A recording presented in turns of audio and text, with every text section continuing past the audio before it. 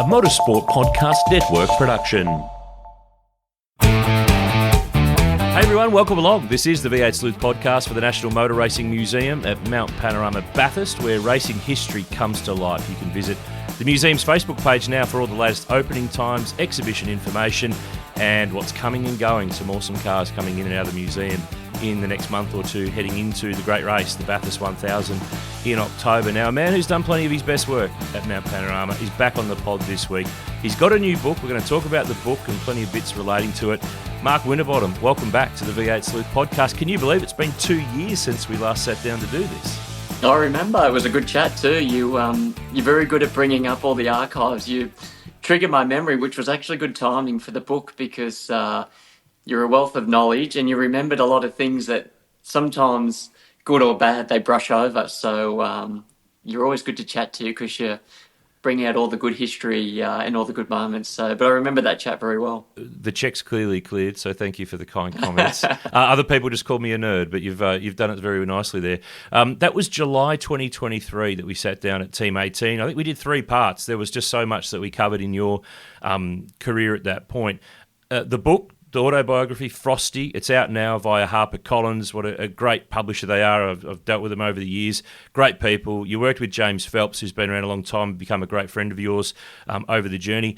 First up, mate, are you happy with how it's all turned out? Because it's kind of one of those big-ticket projects that you put a lot of effort into, and it's kind of like, baking. You put all the bits in and hope it cooks up well and hope that everyone loves it when it comes out. How do you feel about it all now, having a book about your life and your career?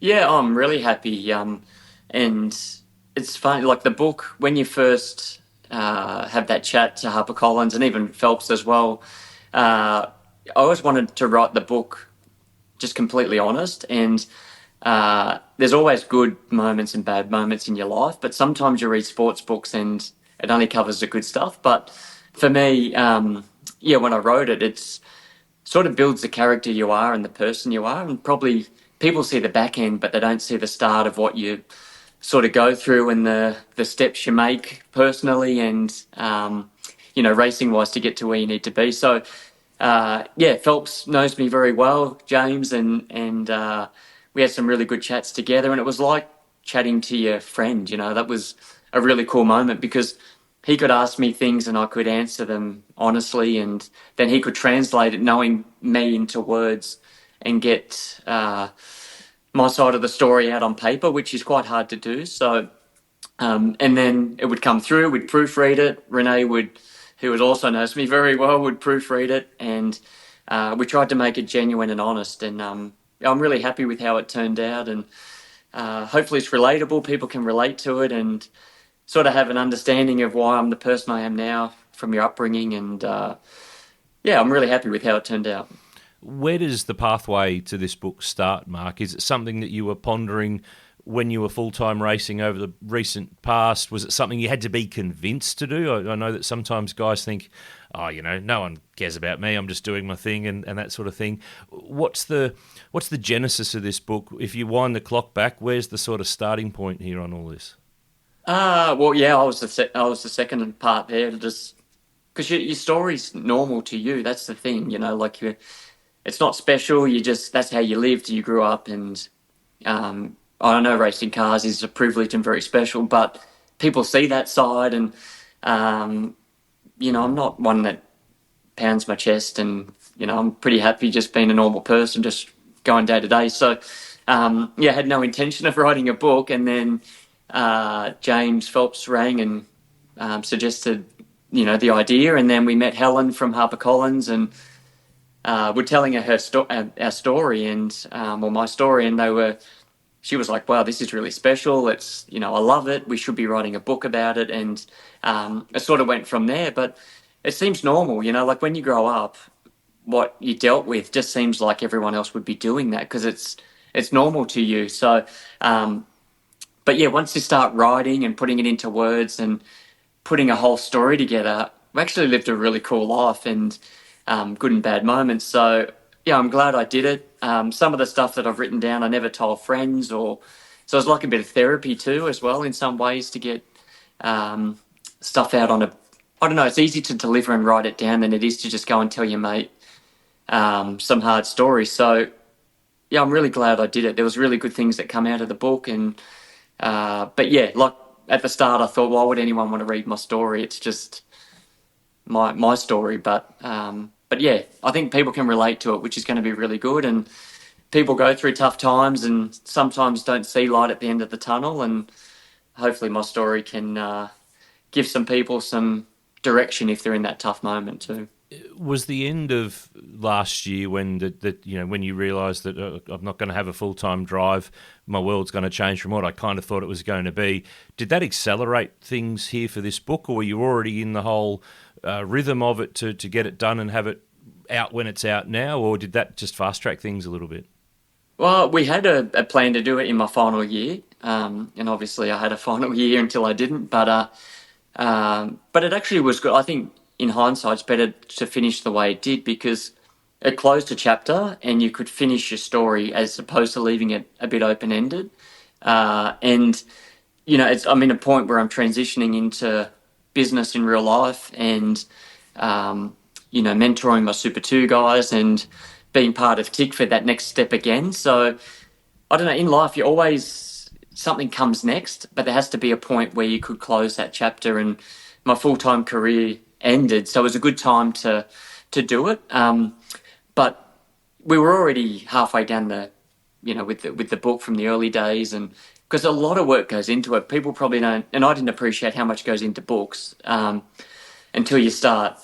We were doing an hour a day for a lot of days in a row, and some stuff's hard to talk about, and you've got to remember everything to be correct. You can't just make stuff up. So you're bringing back memories from 40 years ago, and so it was a long process. But then my calendar freed up a bit for sure when when you weren't expected to be at racetracks and stuff. And we had a big January, February, March, and really got into it. And it was good. We got on a good roll and and finished the book. So yes, we were already a fair way down the track, but we did get into it heavy after I'd not had a full-time drive for next year. So that was good timing.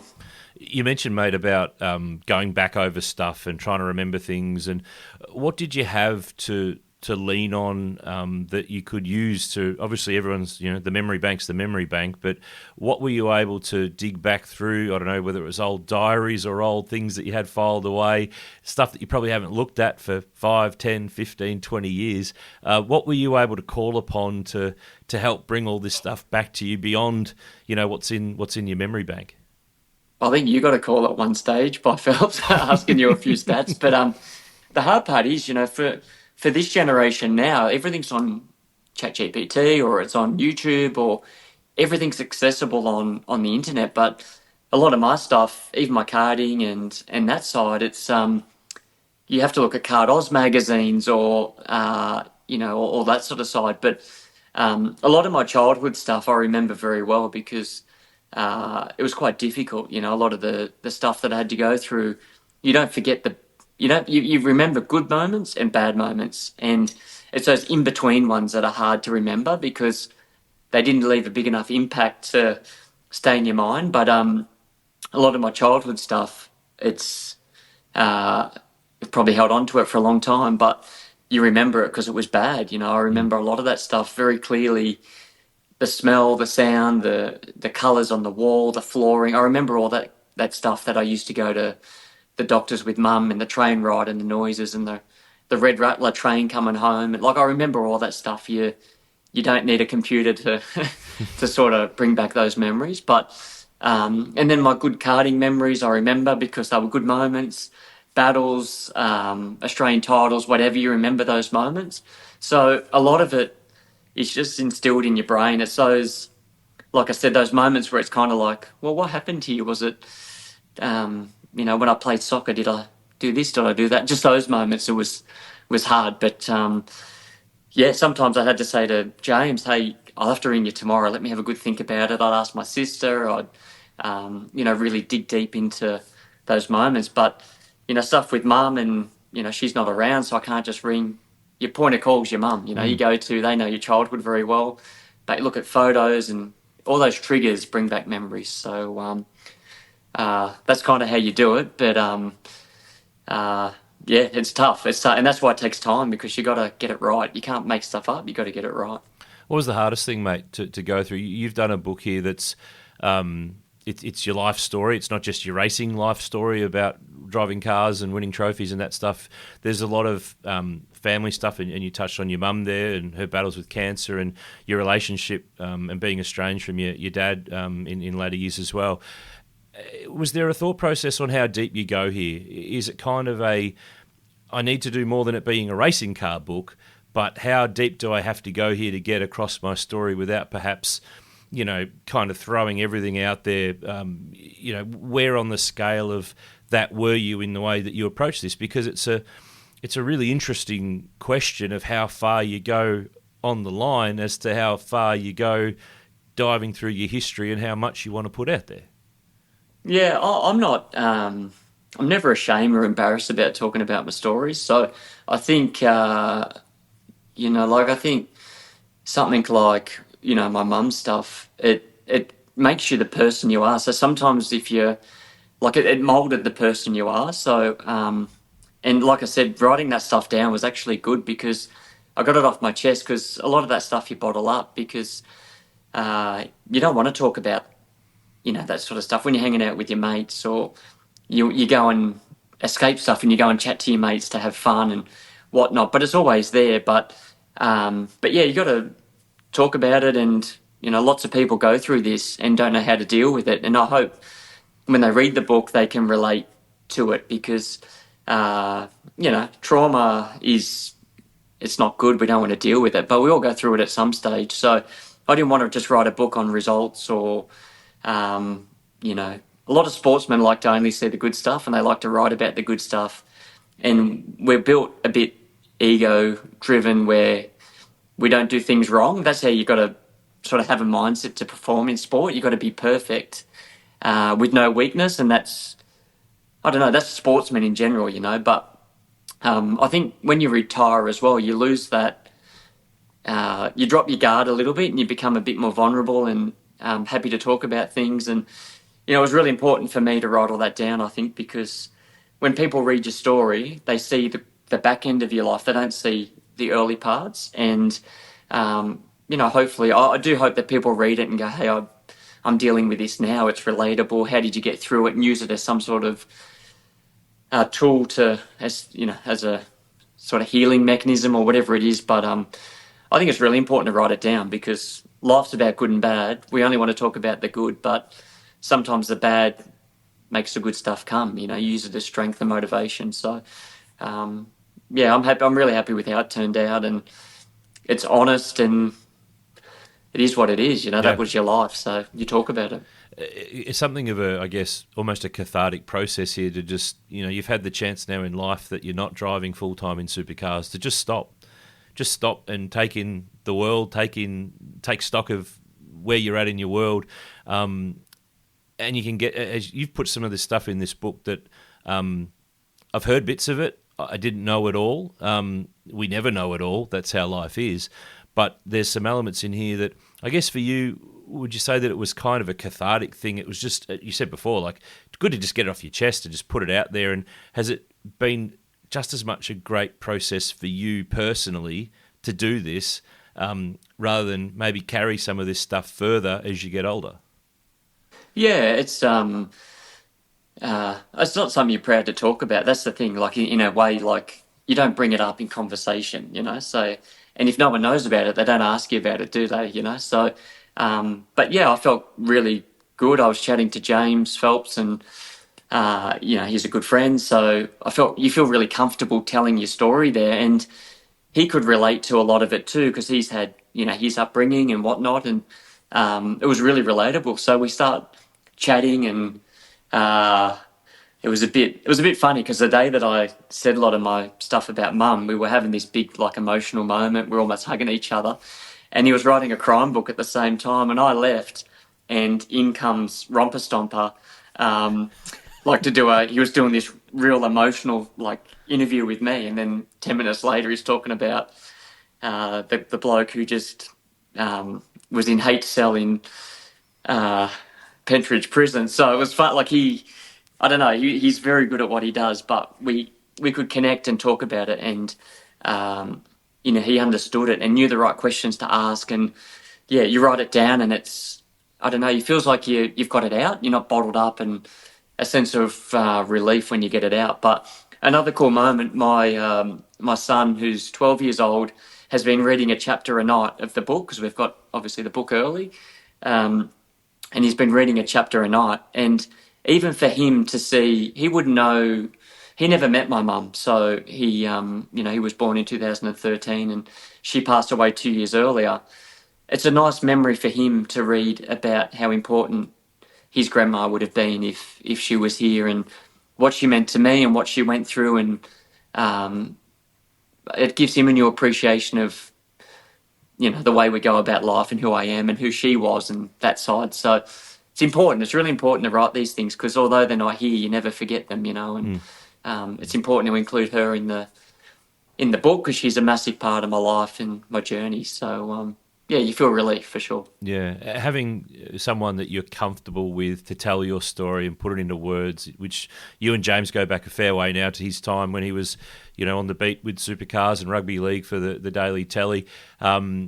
He's got a very good ability, good's understating it, a great ability to put it into words in an emotive, really put yourself into the position. There's an element of your book where you describe a lap of Bathurst in, I don't know, it's probably 4 pages worth or something, in minute detail of how you negotiate the track, the things that are flying through your brain at, bits of information every millisecond of how it's all unfolding. He's got a really great ability to bring all that stuff together and make it engaging, and for a broader base, because the other part of the appeal of the book is it can't just be for the rev heads. It's got to be for the rev heads plus everybody else, which I think he's got a really great ability of being able to do.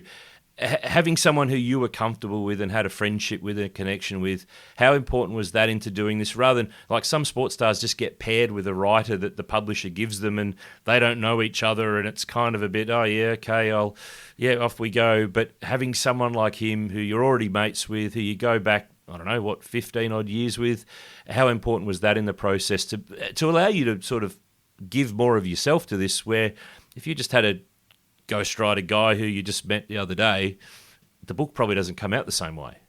Yeah, you have to have a good connection, and that was part of the initial deal, is that, like, yep, I'll do it with James, because it's like chatting to your mate, and it's really important because when you say something and he understands exactly how you, or what you mean, like what you mean by, and your expression, your body language, and all that sort of stuff. Like, when you know someone, I knew when he was asking a question what he was asking, and then when I would give an answer, and if he didn't, he'd go, hang on, I'm going to ring you back. And then he'd go away, think about, come back and say, hey, what do you mean by this? And then I'd say it, and he goes, I thought that's what you meant. But you'd always, I don't know, you have to be on the same page, because it's really important that you get your story across. Because, yeah, if someone's writing it for you and just you'll say something, and if they don't understand how you're saying it, it doesn't come across, how you're trying to express it. So the connection's very important. And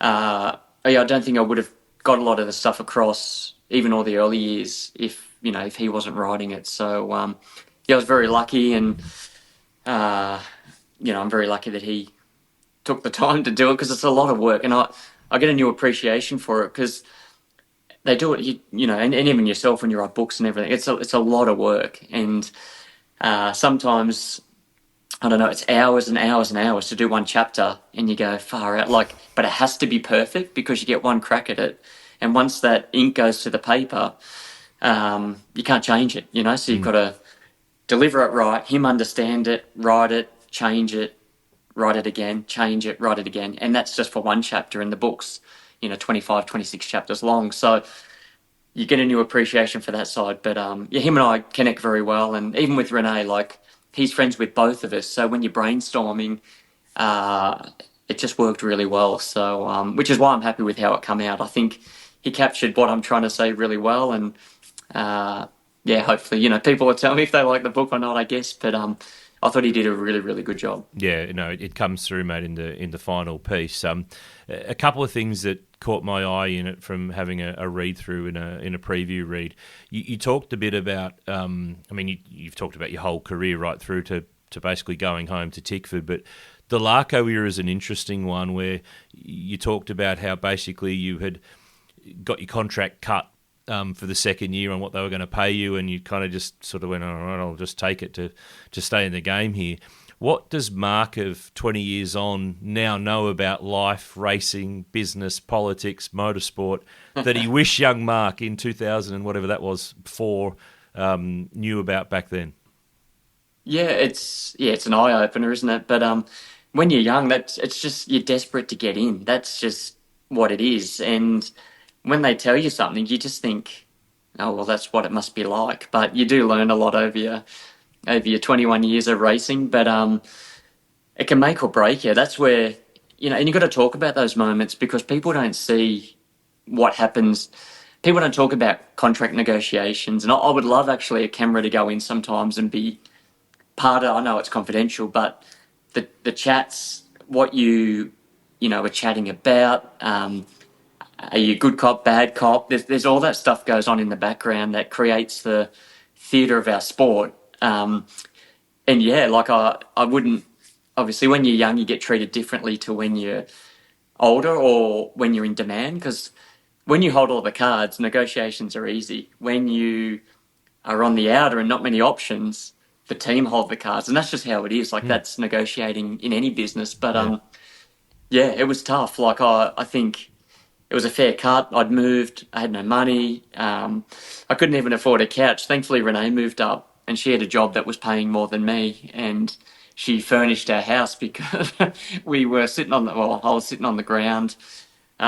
I stupidly bought a plasma, which is what you do. Back then it was about $4,000, but I didn't have a TV cabinet or a couch to sit and watch it.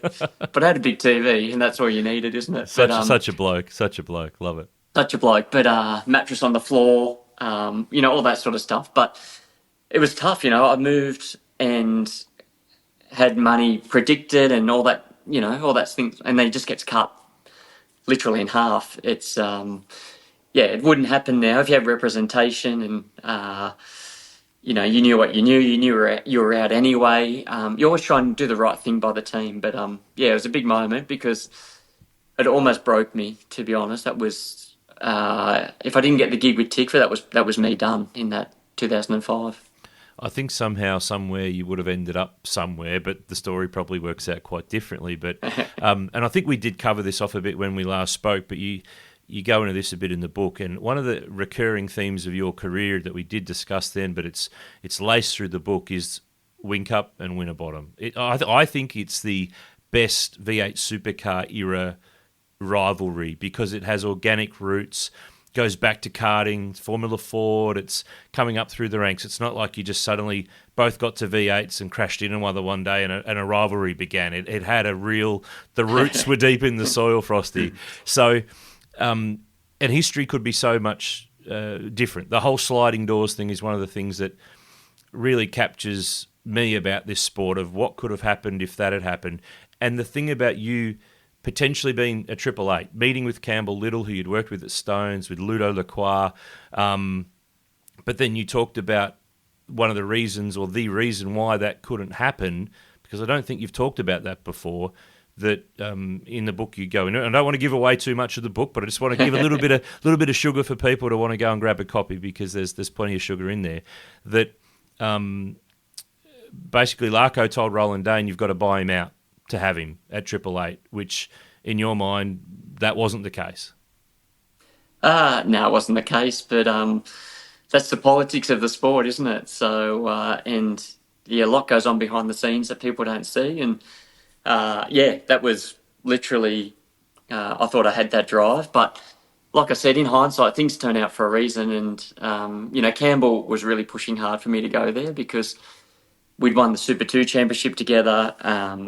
We knew each other very well. He respected me and knew I could do the job. And I went and met with them, and it was literally went away, and it was looking really promising. But didn't turn out for obvious reasons. And and then I ended up at Tickford. So, but you know, you always sometimes when you ask a question before of which job offer didn't you get or something, I'm really happy that I represented the Ford brand, the Ford factory, and went against Triple Eight because they were the best. And obviously, maybe my championship tally might have been different, maybe it wouldn't, who knows? But it was good to represent and fight. And ironically, the Win Cup, who, like you said, we crashed into each other in karts, we crashed into each other in Formula Ford. He went to that team, and they were the enemy for Tickford and for us. So you still kept that battle going on. So it was nice that we both got the opportunity, and we went head to head again and kept going. But I love my 13 years at Tickford, but yes, one moment, one phone call can change your direction, and it's out of your hands. That's the thing. You're sitting there going, righto, we're moving to Brisbane, we're doing this, we're off to Melbourne. Okay, let's look at a house down here. And it's none of them are your phone calls. You just sit in the background.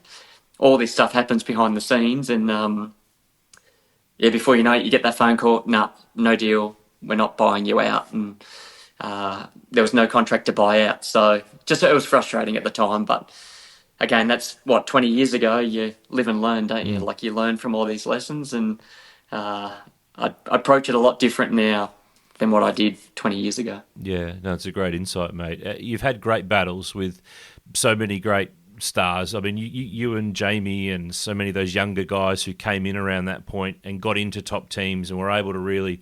It was kind of the changing of the guards, a little bit like what we've got going on at the moment in supercars with the rise of the 20-somethings now. That was kind of you guys then. But for all the great battles against Triple Eight and Walkinshaw's HRT and all of those different superstars at the time, surely Whincup has to be, if you had to put a greatest rival and pick one, surely it has to be him for all those reasons that you just ran through there, because I genuinely think there's a great doco in this rivalry, because it's we're going to put it. I put it already in the category of the Brock Johnson, the Brock Moffat, the Lowndes Scaife, Ambrose Scaife, Scaife Ingle. All those classic rivalries. That's absolutely in there, mate. Does he stand out as the greatest rival across your career? Yeah, he's it for sure. So the only thing I didn't get to do was get him in a ring and have a go with him. That's about. Hey, we could do that still. We could still do that. Yeah, we can. But we did everything but, we had good rivalries. And I think it started early because he was Victorian, I was New South Wales.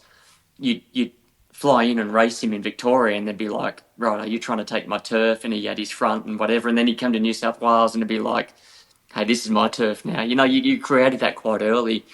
And then Formula Ford, he was with Ritter and I was with Borland. They were going head to head. So not only did we have rivalries, but the teams we raced for disliked each other in some way, that they wanted to beat each other. The fact that you had rivalries because every team and himself were good, and you want to beat people who are good. If he wasn't good and the teams weren't good, you wouldn't have a rivalry. The fact he was a very good driver at a very good team created the rivalries as well. So, beating him at Bathurst in 13 was not just winning Bathurst was special, but going head to head with him and the team for 66 laps at that last battle. That was one of the proudest moments that you could get one over those guys. That's how much the rivalry meant. Like, there's always respect, but deep down, I would have done anything to beat him. He was one of those blokes that if I had to crash into, I'd have no hesitation. It's like he was it, but it was because he was good and he was the one to beat. So supercars, he's got 7-1 championships over me. He's got more Bathurst than me. I've got better karting results, but I'd swap with him pretty quickly for his supercars record. But the good part is, like, you have rivalry, and we're different people as well, but we have a lot of the same interests. We like boats. We both were sponsored by Malibu. We race cars, all that stuff. We have a lot in common, but we never see eye to eye, and that's that's rivalry. But even now, you let your guard down a bit. I'm going to Bathurst. I still want to beat him. Like, I can't let it go. I still want to beat him. But it's a genuine rivalry. But I think it was respectful, even though we battled hard. It was respectful. But he would do anything to beat me, and I'd tell you I'd do anything to beat him, and so would our team. So genuine rivalry, and yeah, it was good, like I feel like now the sport's lost that a little bit because I don't know, like the races are a month apart. In between, they go and have a latte together and they ride together and they get along. Where we were racing every 2 weeks. If he hit me, he was my target 2 weeks later. If I turned him, I'd know that he was going to be in the bumper or whatever. It was genuine, you get me, I get you type rivalry. So, yeah, it was no fabricated stories there. So it was pretty genuine. I think it's got all the natural makings of a doco for somewhere down the line. There's plenty of chapters left to write. You've got another extra edition book somewhere down the line too. But since we last spoke on the pod, which is just over 2 years ago, it was July 2023 to be exact, the Team 18 era ended. Much was said late last year in the way that all unfolded. You've gone into depth and detail in the book. I won't give it all away here. I don't want to ruin it for people to go and have a read. But very quickly reading this, I could see from your side of things that you pretty much had one person as the guy who drove what occurred there, that you're not at that team anymore. That's a pretty fair comment. I think it's very clear in the book. Yeah, it's honest. That's the thing. So I'm sure some people won't like how it's written, but it's fact. So that's just is what it is. Like I said, you have to be honest. You don't fabricate stories in it. So it's just got to be honest, doesn't it? And if people don't like how it's written, that's just a reflection of what happened. But it is what it is. Like I'm actually quite happy with how it's all turned out. To be, to be honest with it all.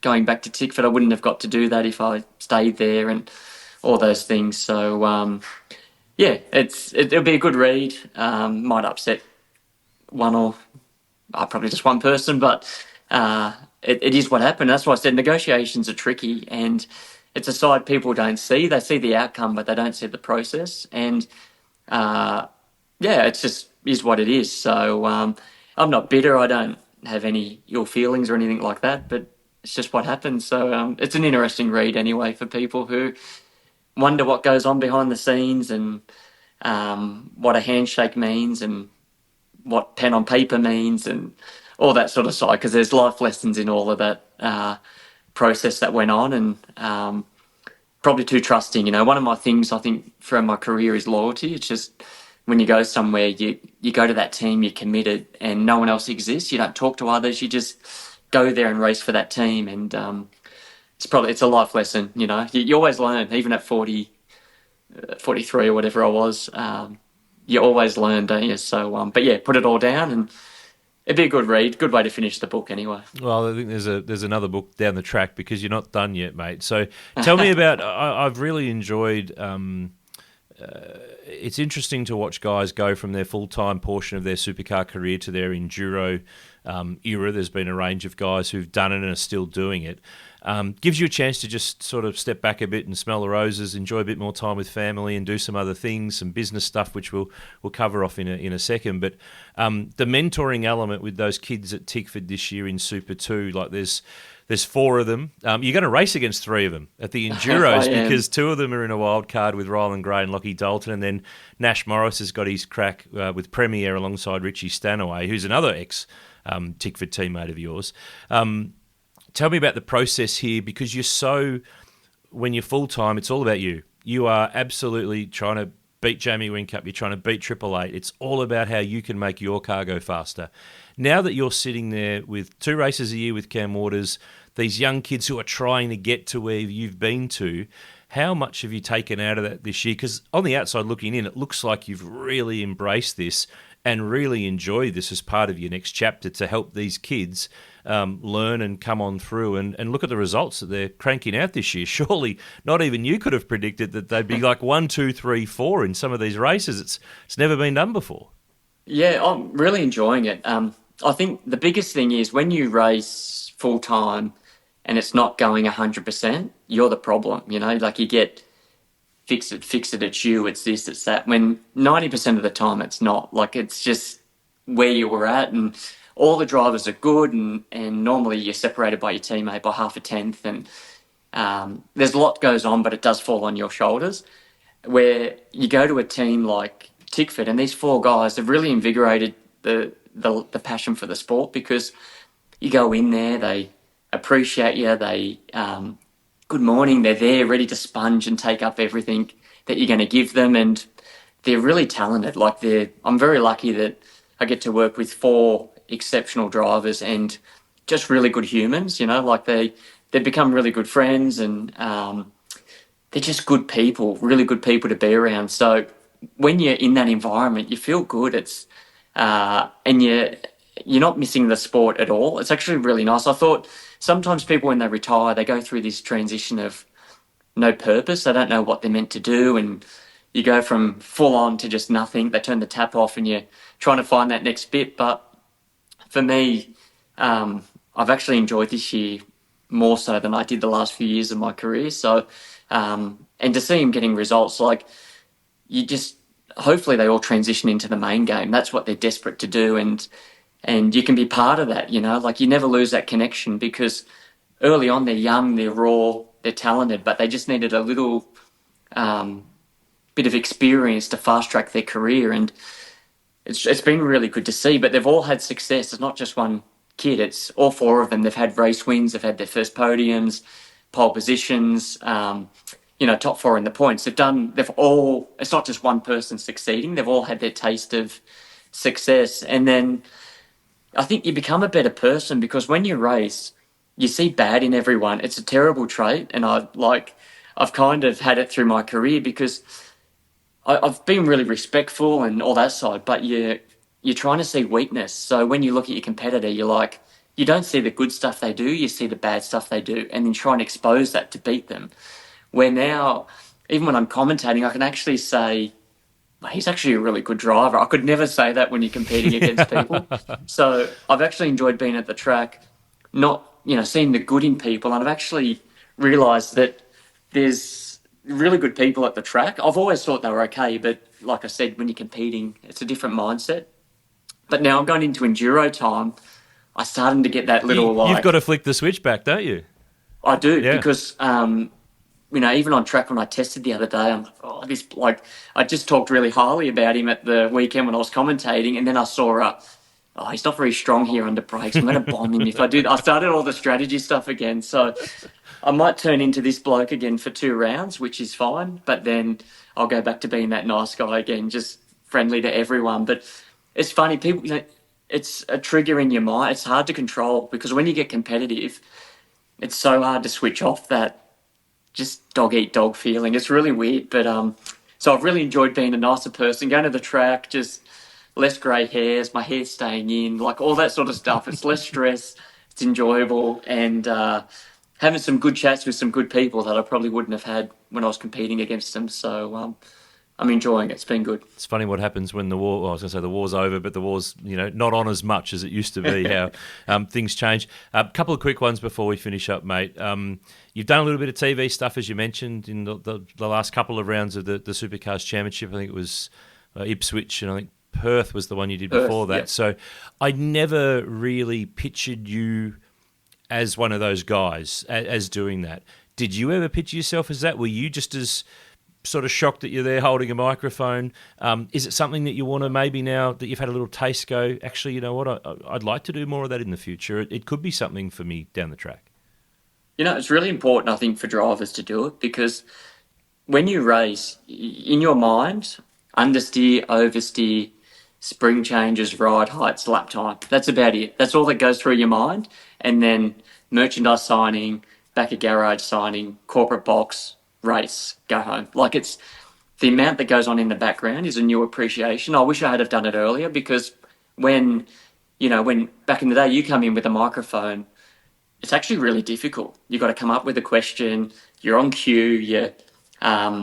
You've got your one question, bang, okay, yep, give me one more. And you go, shit, I asked my question, I'm out of it. It's tough, but you probably don't give the respect and recognition until you go and sit in that seat. So I always like to go and do something that, I don't know, you've never done before, and just experience it. So, James Warburton, when he came in, he's like, righto, we want you to do Perth. And then Nath rang and we put all that together quite quickly. And Friday, I was a deer in headlights. That I went home on Friday night with the worst migraine I've ever had from a racetrack, from having that earpiece in.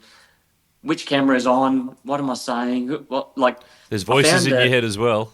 Voices in your head. Yeah. It's overwhelming. And when, someone gets on and goes, oh, that was a crap question this guy asked or this girl asked, you go, oh, it's actually really difficult. So, I always like to do something so then you can appreciate how easy or hard something is. They're working pretty hard in that area. So, enjoyed it. You're effectively talking about a sport you love. And like I said, you couldn't do it when you're competing. You couldn't do it because you talk badly about everyone, where now you can see things unfold. At Perth, I was telling the TV crew, I'm like, righto, watch for 888. They're within a 1 second gap. They can be faster than 1 second in the stop. They're in the window now. They're going to come out first and second. And then they went, boom, first and second. They went, how'd you know that? But I can see all that stuff so clear when you're not emotionally invested. Even at Willowbank, with the double pit stop, I'm like, Cam Ward's going to come out in the lead here. And they're like, no, he's not. There's no, boom, 1, 2, they come out in the lead. You can see all that stuff when you're not emotionally invested in it. So, I like being able to predict. You don't want to give away the story, but it was so clear a lot of those moments when you're watching that you wouldn't see when you're racing or scrambling a bit. So I really enjoyed it. I thought there's obviously a lot going on there, but I really enjoyed it. And the other thing, Jess, Scafey, Garth, they were all really good to me too. Like, someone like Garth, I raced and Scafe hard head to head, like not to the Jamie rivalry, but Garth was there. Like, he's one of the rivals from many years, and you actually work together. It was really nice to work with someone you've never worked with before and see the good side of them as well. So I had a new appreciation. I really enjoyed it and had a lot of fun. The days went quick, and I think I can contribute in some way and had a good time. New appreciation, which is good. So you're up for doing some more? You'd be happy to do another stint somewhere along the line? Yeah, if they can use me and think I'm valuable, then I'd like it. I actually like, even chatting to the drivers, they it's nice to. It's funny, before the camera goes on, you can have some of these cracking conversations. I need to just wait and get the camera on and chat because a lot of them are friends and they're like, oh, what are you doing? Rah, rah, rah. Like Richie Stanaway, one of the nicest, probably best personalities in pit lane. The camera comes on and he stops. Yeah. They need that goal that he gives you before the camera comes on because he is very clever and very quirky and very funny. And as soon as the camera comes on, it stops. But I'd love to, get those guys that are just good people, their rawness. And so I've got to work out how I do that. But it'd be cool to do all that sort of side, get the insides of people that sometimes don't show through on camera. Might be the secret sauce to Frosty on telly moving forward. I like it. Secret sauce in the fridge, mate. Yes, nice, exactly right. That's a nice little reference to our 10 questions on Pod Plus. For our Pod Plus members, they can hear Frosty answer our regular 10 questions. Get on board, become a member, and you can tune in there with some great answers and a story about a Cortina that came from the Summer Nats. But that's all I've got to say. Everyone's got to have a tune into the Pod Plus and become a member to pick up all that stuff too. Just quickly, we did cover this on Pod Plus, but I wanted to mention on the main body of the pod. Obviously, the Tickford stuff is keeping you busy. Enduro's coming up with Cam Waters in the Monster Mustang, working with the Tickford Autosport boys in Super 2. But business, Frosty. Here's an opportunity. It's that time of year when the Bathurst road trip's coming up. One of the things I love about Bathurst road trips, better than anything, is a bakery visit. And you are now in the business of bakeries. Do tell us more, because I love to know about bakeries, and I'm sure our listeners do too. Well, I'll hook you up, Noons. I've got you sorted. But we've actually gone into business with a pastry chef here in Melbourne. So very talented pastry chef. So we've got a bakery in Brunswick on Sydney Road called the Happy Bakers. And we're currently renovating a shop in McNamara Avenue in Airport West. And that'll be open in about 2.5 weeks. So one of my problems is going to be, I actually got to put on about 5 kilos to get to Cam Waters' weight. So it might be good timing for me. But we're going to have a go there. And he's you got to be in life. Motorsports told me you got to be around very talented people and good people. And Simon, who's the head baker there, is very, very good. So come and support us, and we'll look after you. And come down. I'll look after you too, Noons. I'll get you some nice croissants or a meat pie. Dangerous. Just not too many, mate. Not too many. I'm tall, but I can't stretch it all out. What's the specialty? What's the go-to at this bakery? The specialty that people can expect? Well, he does everything. So he's an artisan-style baker, but I personally think he's got the best croissants in Melbourne. But he's very passionate about his pies because everything's handmade. It all makes his own pastries. He's very passionate about what he does. And then we've got another very talented pastry chef who works alongside him. So it's a really cool business. Again, eye-opener. All these parts of your life you dabble in. And but I've always loved my coffee, and we're going to have a big coffee set up and the Lamazorca and, all that sort of stuff. And then a new appreciation of baking as well. But he says his pies are the best in Australia. He actually said the world, but we'll say Australia. So that's a big rap. Yeah, come down and try them out. The other thing that occurs to me here: are you banned from the kitchen? I will be in the front of the house, and I'll step over the back when he wants me to try something. But I won't be making anything. But it's really cool. It's a cool industry, and to find we're all really passionate about things, and he is so passionate about his pastries and pies, and it's actually really cool being around positive, happy, passionate people. So, I've got him, I've got my Super 2 drivers, I've got, Cam Waters, and then I've got HarperCollins and Phelps. And so my life's all at the moment around really positive, happy people. So it's a really good part of your life as opposed to looking at timesheets. It's about to change, I know, at Bathurst and Tail and Bent, but everyone's so positive. It's a good part of your life. Love it, mate. So get down there and dial on into some... Oh, there could be a Frosty pie, like a limited edition pie. I mean, Murph, remember, had a pie in New Zealand. I think you've got to do your own special edition. We'll smash his pie for sure. So. Gotta watch it. Beat those Kiwis.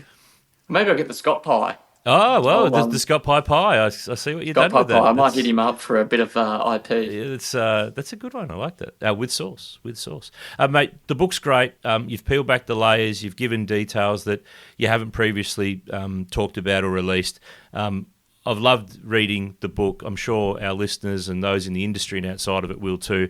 Enjoy the book tour. You're going to be making plenty of appearances around the place and around the country at various booksellers and meeting fans and signing copies. And I guess you're going to get some direct feedback when you meet people at these book signings. Straight away, you're going to get a pretty good idea of if it's a hit. But I think it's a hit, mate, just quietly. You're going to have plenty of lines and need plenty of texters for all these signings. But the launch this week, I mean, we're recording this just before the launch, but you're launching it at Tickford Racing, which is a great, it's just, I guess, your spiritual supercar home in a way, that building there.